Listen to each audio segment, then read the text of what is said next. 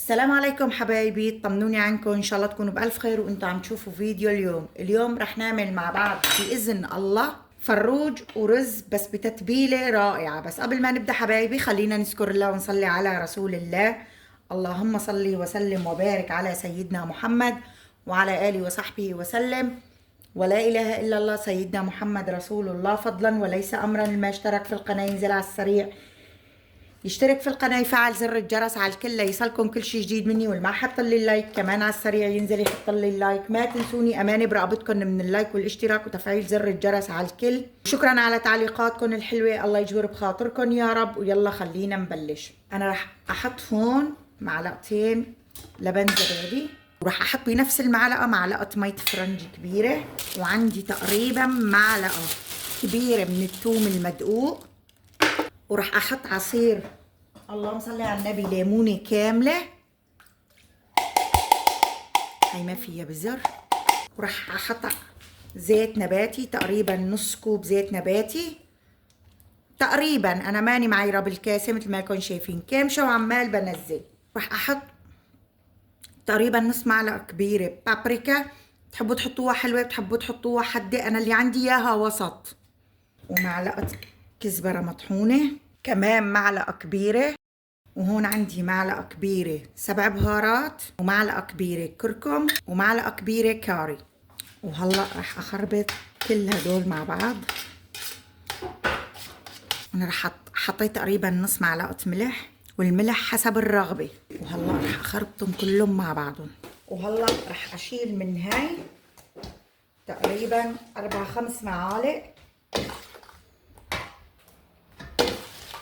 مثل ما لكم شايفين، والباقي رح اتبل فيه الفروج.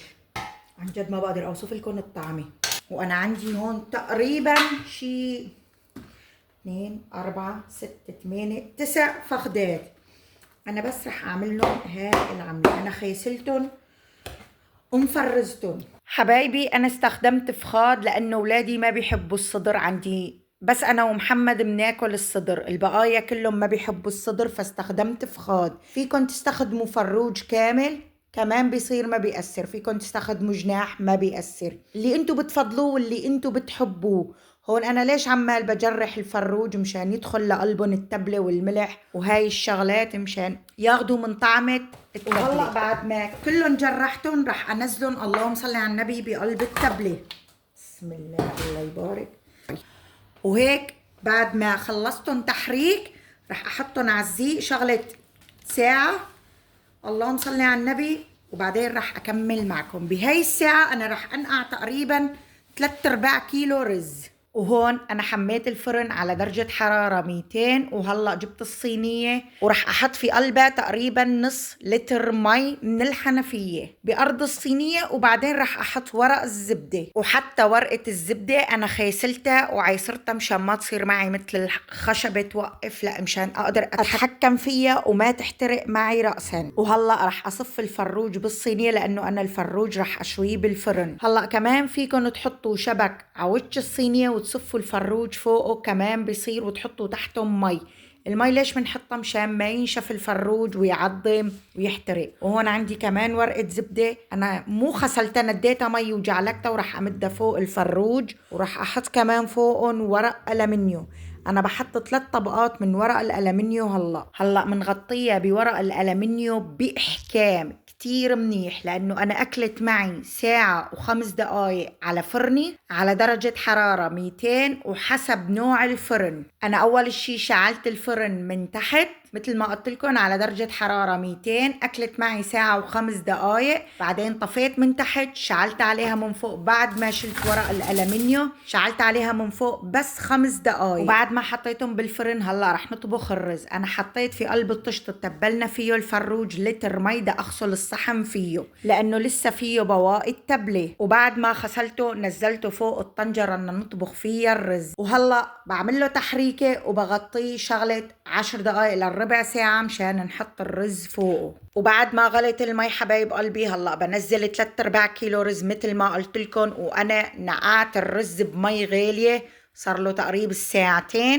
اللهم صل على النبي. وغسلته 3 وجاه وصفيته ونزلته فوق الصوص اللي عملناها مع بعض اللي هي من تبلة الفروج، وزودت عليه تقريبا ربع كوب زيت نباتي وزبطت له ملحه، وكلياتنا بنعرف الملح حسب الرغبة. وهلأ رح أغطيه بقماشة مشان يستوي معي 100%. وهيك صار الفروج عندي جاهز. هلأ بيطالعوا قبل الرود بنشيل الورق الألمنيوم من على وجهه، اللهم صلي على النبي، وبنشعل عليه الفرن من فوق مشان يتأمر وجهه شوي. وهون بعد ما طالعته من الشوي حبايبي أنا شعلت عليه الفرن من فوق بس 4 أو 5 دقايق، ما كترت. وهون الرز كان عندي استوى.